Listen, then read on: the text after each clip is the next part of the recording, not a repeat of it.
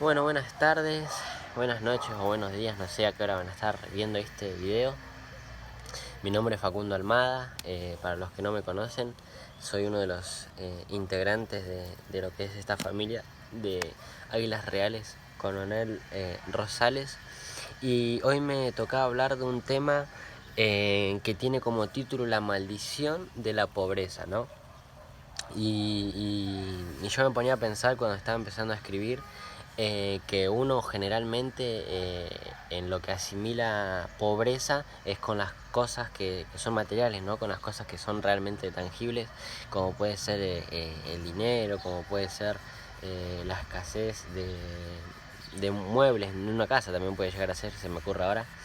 Pero también existe lo que es la pobreza en el mundo espiritual, ¿no? La pobreza de, ya sea de tener frutos, ¿no? De tener pobreza en frutos, o la pobreza de tener realmente una vida, una relación con el Espíritu Santo en pobreza.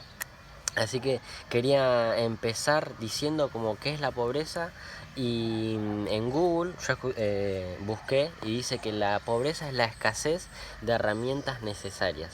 Ya pueden llegar a ser herramientas como para formar un emprendimiento, como para formar una empresa, o, o herramientas también pueden llegar a ser como para sustentar a una familia, ¿no?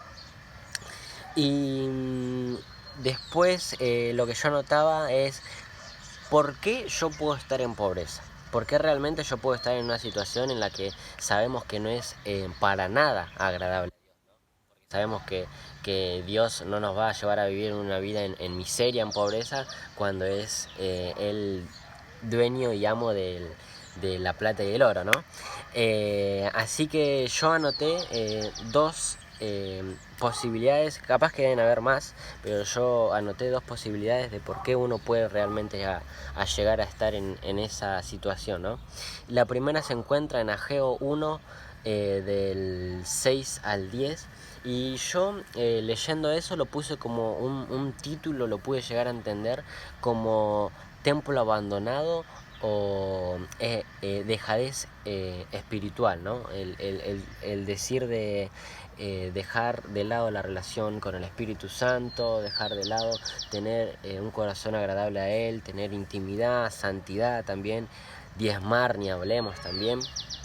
Y lo que dice Ageo 1.6 es, sembráis mucho y recogéis poco, coméis y no saciáis, bebéis y no quedáis satisfechos, os vestís y no calentáis, y el que trabaja a jornal recibe su jornal en saco roto.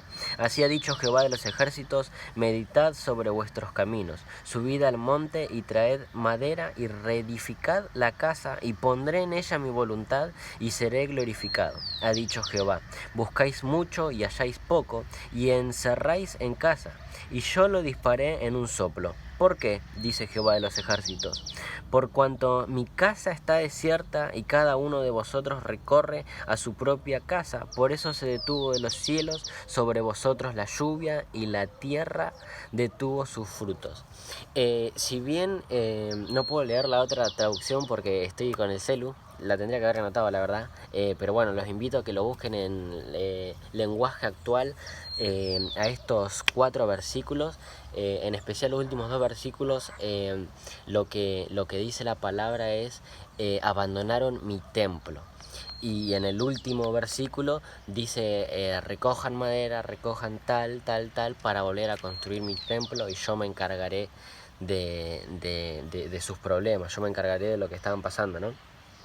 Y es que muchas veces no termina siendo voluntad de Dios que nosotros estemos en una situación de pobreza o de escasez o de ruina, sino que terminan siendo nuestras propias decisiones las que nos llevan a hacer eso, ¿no?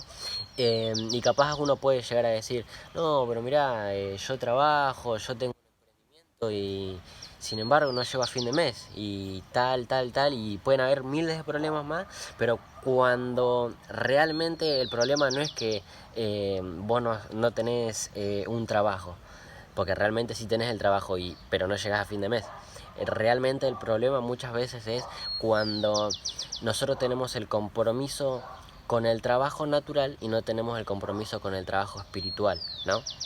Entonces, por eso yo llegaba a interpretar y ponerle esto de templo abandonado, dejadez espiritual, ¿no? Porque muchas veces, si bien puede ser voluntad de Dios que estemos en una situación así, muchas veces el hecho de que nosotros dejemos de lado la oración, dejemos de lado la santidad, la relación con el Espíritu Santo, el hecho de, ahora que estamos en ayuno, decir, como decía el pastor, desayuno, palabra, almuerzo palabra, meriendo palabra y ceno palabra, ¿no? El hecho de no llegar a reunir todas esas cosas juntas llevan a que por causa y consecuencia, en vez de estar enfocándonos en lo que realmente es eterno y realmente sirve para la eternidad, nos estamos enfocando realmente en las cosas que son temporales, ¿no?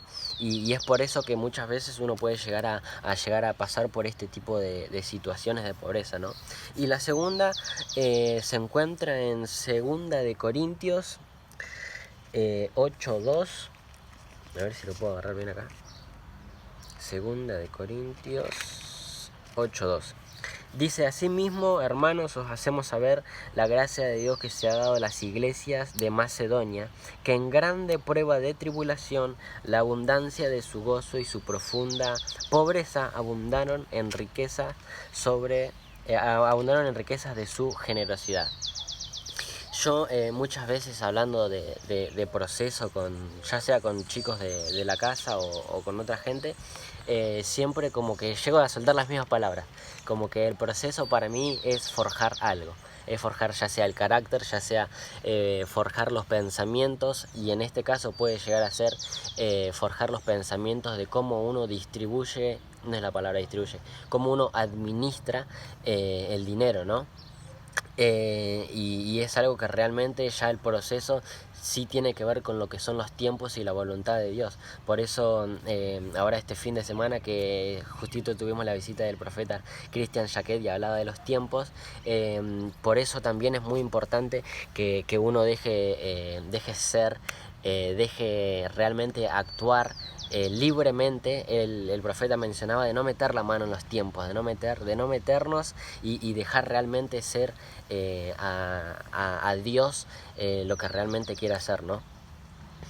Y la última pregunta que yo anotaba, eh, que, que realmente esto sí ya es sacado de Ramá, porque tuve el privilegio y la bendición de ir a Ramá y justito se tocaron estos temas.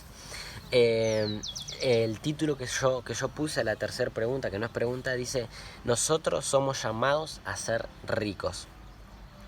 ¿Y por qué yo sacaba la conclusión esa? Que justito ayer también estuve hablando con uno de los chicos del tabernáculo, porque tenía unas ciertas dudas.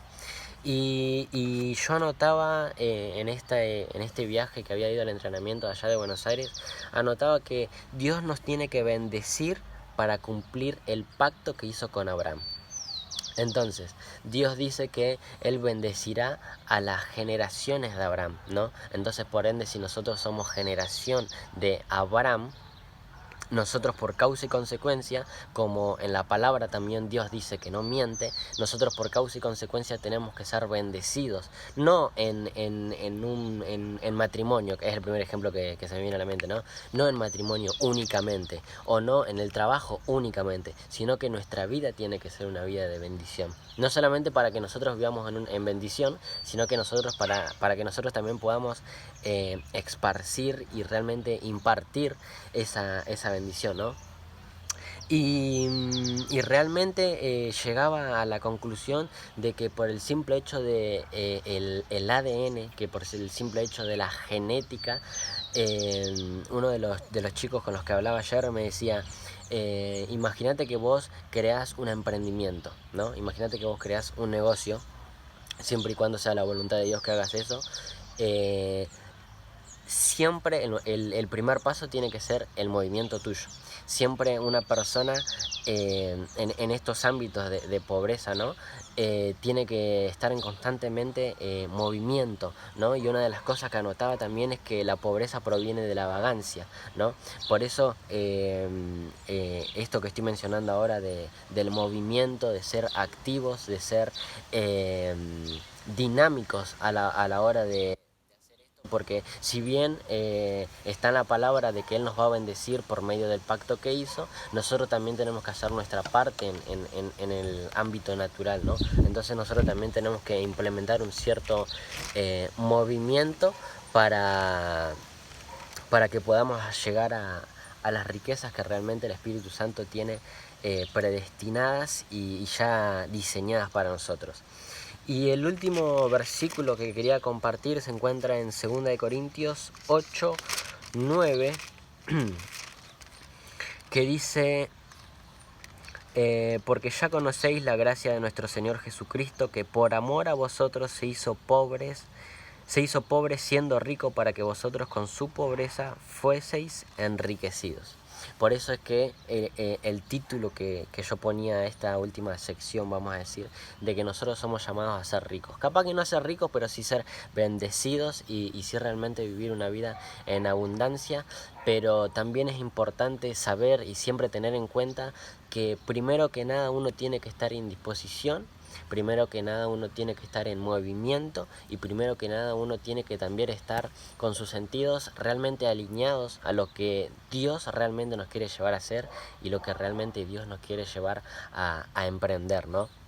Así que esta era la palabra, espero que sea de bendición y los bendigo y saludos y besos.